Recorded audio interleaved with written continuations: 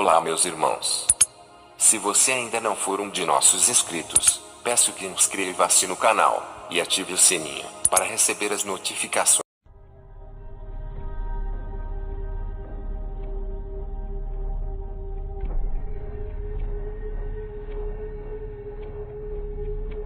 Vou iniciar o meu testemunho falando da minha juventude. Hoje sou uma idosa de 78 anos. Eu e a minha irmã éramos moças solteiras. Estávamos à procura de um casamento.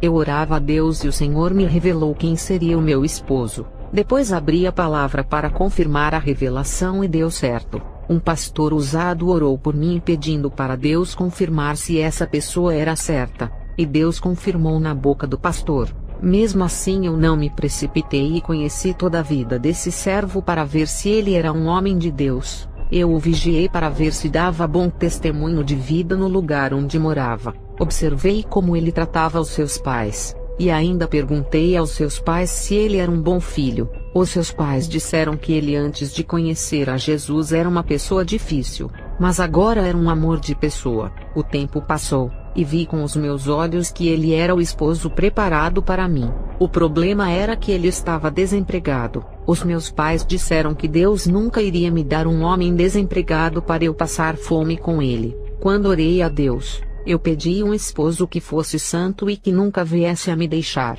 E ele era a pessoa que tinha as características daquilo que havia pedido a Deus. Eu não orei a Deus pedindo um empresário. A minha irmã orou a Deus pedindo um homem que tivesse muito dinheiro para não deixar faltar nada. E Deus ouviu a sua oração e lhe deu um homem que tinha uma empresa. Esse homem não era cristão, e nunca quis ir à igreja. Ele dava tudo o que a minha irmã precisava, mas sempre dava trabalho para ela e bebia muito. A minha irmã não era feliz com tudo o que recebia dele. O dinheiro não lhe proporcionou a alegria que precisava ter no seu lar. Já o meu prometido não tinha trabalho, e eu não aceitava me casar com ele nessa situação. Mas Deus aprovou a nossa união e lhe deu um emprego. Deus jamais deixaria eu e o meu esposo se casar para passar necessidade. Estávamos felizes e casados. Um ótimo esposo e nunca deixava faltar nada.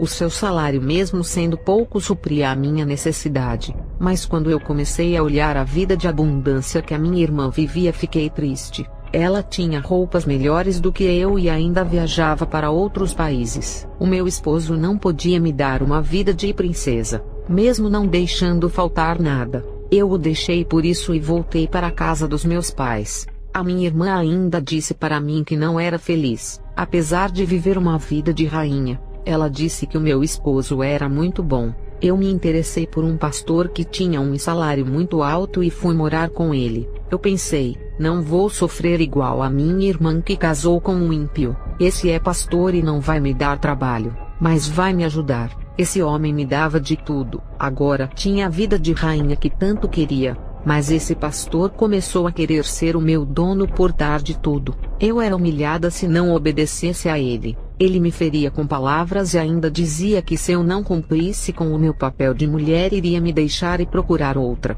Eu sofri muito e tive depressão. Eu falo para as moças que são solteiras: nunca escolha uma pessoa pelo dinheiro ou por aquilo que ele tem para oferecer. Não se venda. Tu vale mais do que isso. Escolha um homem de Deus. Jesus sabe escolher o melhor para você. Eu pedi para Deus um homem que lhe serve. Ele me deu, mas eu joguei fora e escolhi outro. Agora, por causa dessa escolha errada, estava pagando um alto preço. Eu descobri que esse pastor era divorciado 2 vezes. Ele não queria casar comigo, pois não tinha certeza de que iria dar certo. E com medo de divorciar mais uma vez, não se casou comigo e ficamos morando juntos. Moças solteiras, quando Deus prepara uma pessoa da parte dele, não se preocupem com o financeiro. Deus sabe prover na hora certa. Desempregado ele não vai ficar.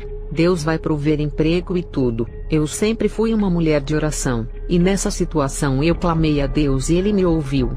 O meu esposo que Deus preparou estava em casa sozinho à minha espera. Eu pedi perdão para ele com lágrimas nos olhos. Eu pratiquei o adultério, e ele tinha todo o direito de não me aceitar mais como a sua esposa, já que escandalizei o seu ministério. Ele me aceitou como a sua esposa. Amós fez a mesma coisa. Aceitou a sua mulher adúltera.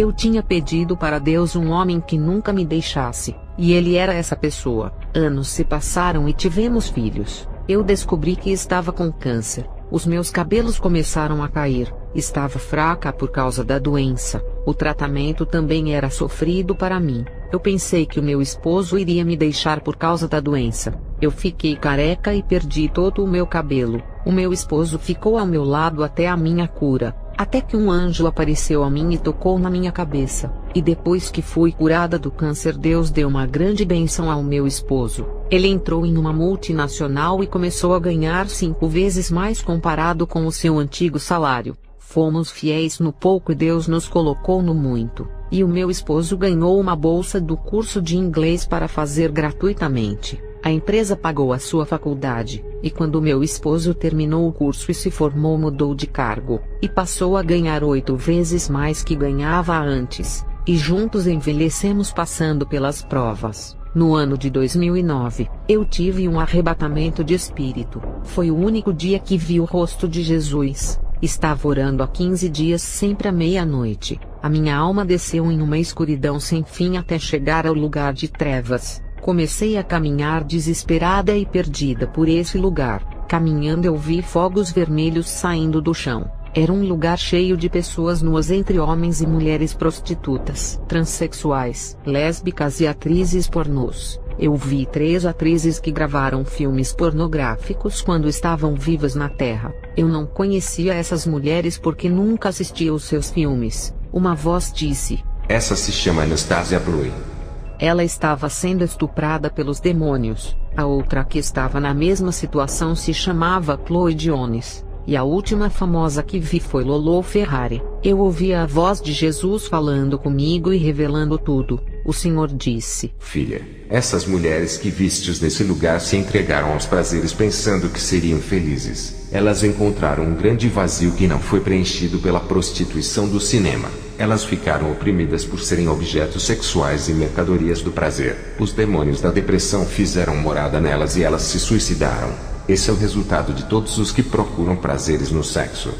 Jesus me fez sentir o que essas mulheres sentiram na Terra quando ainda viviam. Elas faziam sexo pelo dinheiro, já não sentiam mais amor e nem prazer, pois aquilo ficou tão artificial e tão comum. Por fazerem sexo, elas já não sabiam diferenciar o amor entre o homem e uma mulher. O sexo que elas faziam por dinheiro não tinha nenhum sentimento, e era algo mecânico e comum. Elas queriam sentir o amor e ser amada, mas isso o cinema não podia lhes dar. Grande preconceito da sociedade elas sofreram por fazerem o que faziam, por mostrarem os seus rostos na tela do cinema. Elas queriam viver uma vida normal, mas o povo as enxergavam como umas prostitutas de Hollywood. Essas moças sofreram muito para chegarem a cometerem suicídios. Elas ficaram famosas pelos seus filmes, diferente de uma prostituta comum que não mostra o seu rosto na tela de televisão. Uma prostituta de casa noturna faz os seus programas escondidos, e quando querem mudar de vida, elas viajam para um lugar onde ninguém conhece ela. Uma prostituta atriz tem a sua imagem divulgada pelo cinema aos 4 cantos do mundo, tornando-a conhecida. Não importa o lugar para onde vá, sempre será conhecida por causa da televisão. Muitas dessas atrizes não suportam a pressão de viver uma vida normal e se matam. Eu vi uma prostituta no inferno. Ela desistiu de casar e viver uma vida normal para ser uma prostituta. Ela caiu nos prazeres da carne e se prostituiu com vários homens. Ela não queria se casar com um homem porque se acostumou a ter relações sexuais com vários homens. Ela era uma pessoa devassa e insaciável. Quando ela morreu, foi para o inferno. Os demônios a obrigavam a fazer sexo com eles e ainda torturavam as suas partes íntimas. Eu vi milhões de demônios da prostituição naquele lugar. Esses demônios são os mesmos que fazem as mulheres andarem sensuais com roupas sexys. Eles levam as moças ainda muito jovens a praticarem a prostituição.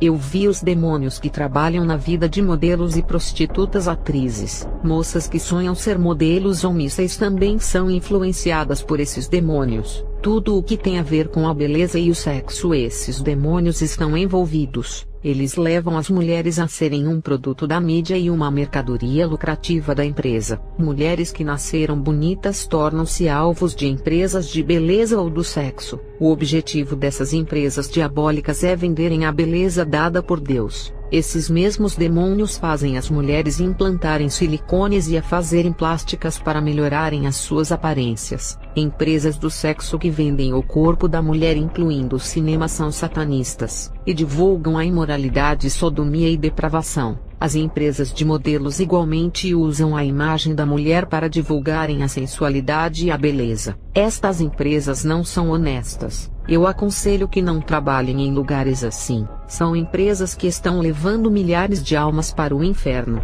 Tem empresas que são armadilhas para a morte e condenação. O dinheiro tem levado as pessoas a fazerem coisas absurdas. Mulheres que vendem os seus corpos por dinheiro têm legião de demônios habitando em seus corpos. Qualquer homem que se deitar com uma dessas mulheres se tornam uma só carne, como se fossem casal. O sexo só pode ser realizado entre o casal. Quando duas pessoas que não são casadas têm um ato sexual, tornam-se em uma carne, e os demônios de um passam para o corpo do outro. Não existe bênção nisso. Tudo é maldição para a vida. Se você é um cristão usado por Deus e fizer sexo com uma prostituta, os demônios dela passarão para você, e o Espírito Santo se afastará da sua vida por causa do seu pecado. Depois de ver essas empresas no inferno, meu espírito voltou ao corpo. Tem uma mensagem à igreja. O corpo de Cristo, que é a igreja, tem que cultivar a amizade, a união sem contendas. No ministério onde congrego,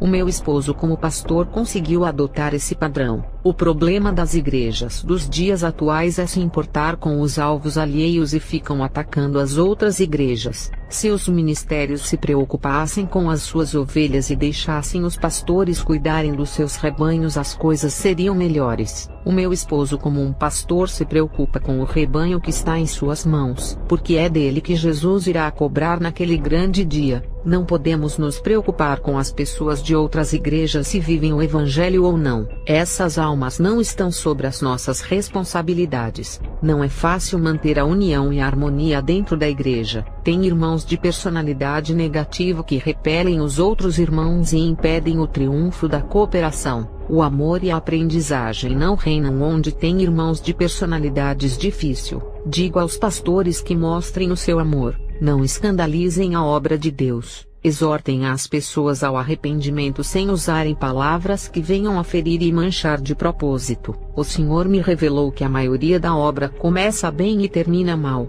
Igrejas que no começo de suas fundações o povo andava reto com sinceridade e obedecendo a palavra. Com o passar dos anos o rebanho deixa de seguir o evangelho, e já não são sérios no caminho de Jesus. O Senhor Jesus revelou que o povo não pode se fadigar em andar na verdade, e persistir no caminho ainda que venha o fracasso espiritual. Isso não pode vencê-los. Igreja, não seja omissa, que é o descuido, cometendo erros em seu caráter, e não deixem de fazer aquilo que é para ser feito. Muitos querem que Deus faça em seu lugar aquilo que são de suas responsabilidades fazer. Obreiros da igreja do meu esposo esperavam que ele viesse a repreender aqueles que havia errado. O meu esposo foi complacente e não discutiu com os obreiros que falharam. Ele surpreendeu a todos e ainda tolerou a falta de amor dos obreiros acusadores que esperavam uma punição severa. O meu esposo é um idoso que nunca deixou a desejar na sua função de pastor.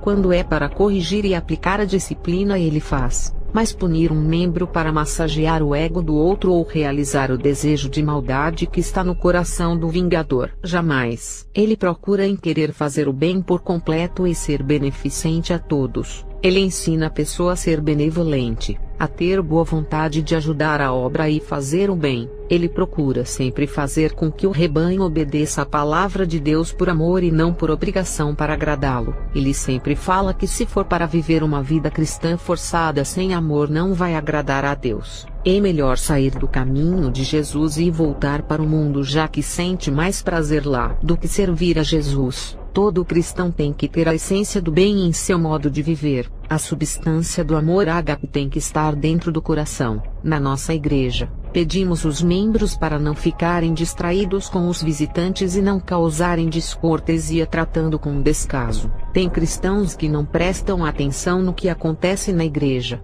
desconsideram o pregador por não prestarem atenção em sua mensagem. Cristãos descuidados nem sabem se tem algum visitante, não observam quem está pregando. Como irão saber o que está sendo pregado? Como irão examinar aquela palavra se é certa ou errada por estarem distraídos? A Igreja de Jesus tem que ser um conjunto forte, tem que crescer espiritualmente na graça, no amor e na humildade. Os servos de Deus têm que saber distribuir o amor e a atenção igualmente para todos. Não menospreze os humildes dando mais atenção aos grandes ministros. Valorize cada ovelha que Deus colocou ao seu lado para lhe ajudar. Tratem todos igualmente, não importa que igreja eles sejam. A desunião atrapalha o trabalho de Deus em cada vida. Muitos saem de suas igrejas e vão para outras por causa do maltratamento e falta de um acolhimento. O desenvolvimento da igreja está na união. Quando existe o amor dentro da família espiritual, as desigualdades desaparecem. O cristão que não valoriza o seu irmão e quer ser melhor do que ele gera desunião na família cristã. O diabo destrói um ministério que age assim. Os soldados só lutam quando estão unidos para vencer o inimigo. Somos uma família celestial, temos que nos unir para vencermos a Satanás. Eu quero agradecer a Deus por tudo. Que o Senhor abençoe a cada pessoa que assiste esse testemunho. Amém.